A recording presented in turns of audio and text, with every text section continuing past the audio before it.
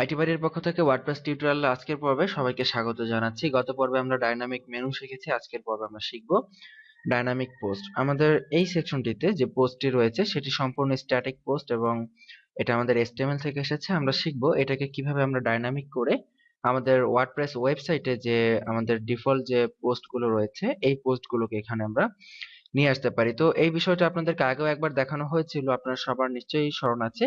আমরা if else loop এবং তার মধ্যে হোয়াইল লুপ ব্যবহার করে আমরা এই কাজটা করেছিলাম, আপনাদের ওয়ার্ডপ্রেস বেসিক পর্বগুলোতে আমরা দেখিয়েছিলাম।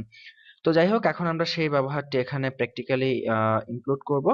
তো তার জন্য আমরা এখানে এই লেফট কন্টেন্টের ভেতরে যা কিছু আছে, প্যারাগ্রাফ, হেডিং, আমরা যা কিছু ছিল ডিলিট করে দিচ্ছি। এখন এর মধ্যে আমাদেরকে আমাদের যে লুপটি রয়েছে সেটাকে ইমপ্লিমেন্ট করতে হবে। সো আমরা এখানে সরাসরি কাজ শুরু করে দিচ্ছি। আপনারা অলরেডি এটার সাথে পরিচিত আছেন, সো এই ক্ষেত্রে আপনাদেরকে নতুন করে বলার মতো অ্যাকচুয়ালি এখানে তেমন কিছুই নেই। আমরা জাস্ট সিম্পলি কোডগুলো এখানে লিখে দিচ্ছি যে যদি আমাদের পোস্ট থাকে তাহলে আমাদের পোস্টটা পাবলিশ করো এবং দা পোস্ট এখানে ইকো করো। আমরা আপাতত এখানে ইকো লিখে দিচ্ছি, সামথিং এখানে দরকার নেই। আমরা এখানে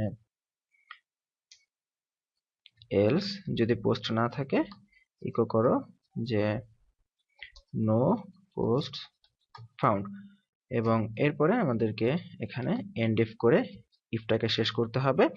এবং এই ইফ এর মধ্যে আমাদেরকে হোয়াইলের ব্যবহার করতে হবে, যে যতক্ষণ পর্যন্ত আমাদের এখানে হোয়াইলটা থাকবে ততক্ষণ পর্যন্ত আমাদের এই লুপটাকে আমরা বারবার বারবার ঘোরাবো। তো আপনারা কিন্তু অলরেডি এগুলা সবাই এগুলা দেখে ফেলেছেন যে কিভাবে হোয়াইল লুপের ব্যবহার করা হয়। সো ঠিক একইভাবে আমাদের এখানে হ্যাভ পোস্ট, যতক্ষণ পর্যন্ত পোস্ট থাকবে ততক্ষণ আমরা এটাকে ঘোরাবো। সো এখানে আমাদের একইভাবে আমাদের দা পোস্ট, এবং এখানে আমার মেবি একটু ভুল হয়েছে, দা পোস্ট অ্যাকচুয়ালি হোয়াইল লুপের ভেতরে হবে, এটা ইফ এর ভেতরে হবে না। তো যতক্ষণ পর্যন্ত আমাদের হোয়াইল লুপটি ঘুরবে আমরা ততক্ষণ পোস্টটি ঘোরাবো। তো আমি এখানে আপনাদেরকে আরো একবার বলে দিচ্ছি যে এগুলা আমাদের পূর্বে দেখানো হয়েছে খুব ভালোভাবে ইন ডিটেইলসে। সো দ্যাটস ওয়াই আমি এখানে সেটা আর বারবার একই জিনিসের রিপিট করলাম না। এই হচ্ছে আমাদের লুপ, পোস্টের লুপ, যে যতক্ষণ পর্যন্ত পোস্ট থাকবে ততক্ষণ পর্যন্ত আমাদের পোস্টটি ঘুরবে, আর যদি পোস্ট না থাকে নো পোস্ট ফাউন্ড এই কথাটি লিখবে।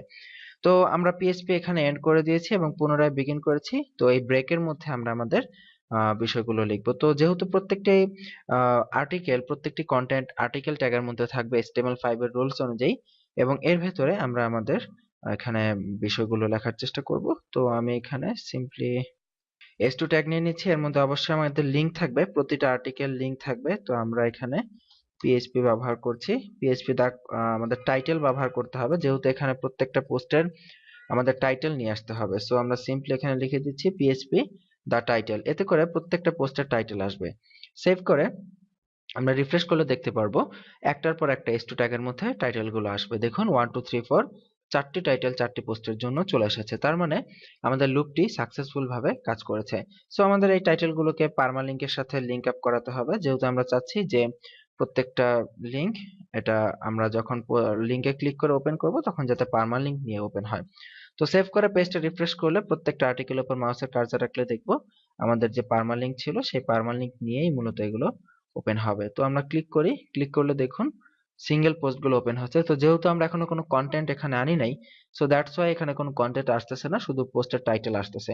তো আমরা এখনই কন্টেন্ট নিয়ে আসি, একটা প্যারাগ্রাফ ইউজ করি। প্যারাগ্রাফের মধ্যে আমরা সিম্পলি পিএইচপি দা কন্টেন্ট এটা ইউজ করি, এখানে সিম্পলি আমরা ইউজ করে দিলাম। রিফ্রেশ করলে দেখবো প্রত্যেকটা আর্টিকেলের সাথে যে আর্টিকেলের যে মধ্যে যে কন্টেন্ট গুলো আছে সেই কন্টেন্ট গুলো এখানে চলে এসেছে।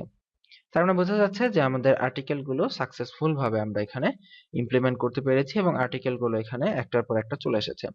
তো এখন যে আমরা আর্টিকেল গুলো এখানে নিয়ে আসলাম, এখন প্রত্যেকটা আর্টিকেলে ক্লিক করলে দেখুন সেপারেটলি তাদের নিজস্ব যে পার্মালিঙ্ক ছিল সেই পার্মালিঙ্ক গুলো নিয়েই প্রত্যেকটা আর্টিকেল ওপেন হবে সেপারেট এক একটা পেজে। আবার যদি আমরা আমাদের হোম পেজে ক্লিক করে চলে যাই তাহলে আমরা পুনরায় আমাদের হোম পেজে ব্যাক করে চলে আসব। তো এটাকে বলা হয় মূলত পোস্টের লুপিং। এই যে আমরা অংশটুকু করলাম পিএইচপি, এটা হচ্ছে আমাদের লুপ। এই লুপ ঘুরে ঘুরে আমাদের এই অংশগুলো মূলত কাজ করবে, যে লুপ ঘুরে ঘুরে পোস্ট গুলো আসবে, লুপ ঘুরে ঘুরে আমরা পোস্ট গুলো ওপেন করতে পারবো। এইভাবে মূলত হবে। তো এখানে আরো একটি তথ্য আমরা এখানে ইনক্লুড করতে পারি যে আমরা সাধারণত বিভিন্ন ব্লগে বা বিভিন্ন জায়গায় যখন আমরা ওয়েবসাইট ব্রাউজ করি আমরা দেখি যে এই জায়গাটিতে মানে পোস্টের টাইটেলের নিচে বা টাইটেলের সাথে কিছু এক্সার্পট ইনফরমেশন থাকে, যেমন এখানে ইনফরমেশন থাকে পোস্টটি কে করেছে, কখন করেছে, পোস্টগুলো অ্যাকচুয়ালি কোন ক্যাটাগরিতে করা হয়েছে। তো এই বিষয়গুলো আমরা কিভাবে অ্যাড করতে পারি সেটা আমরা আগামী পর্বে দেখব। আজকের পর্বে এই পর্যন্তই রইল, বাসায় অবশ্যই প্র্যাকটিস করে ফেলবেন। ভালো থাকবেন সবাই। আল্লাহ হাফিজ।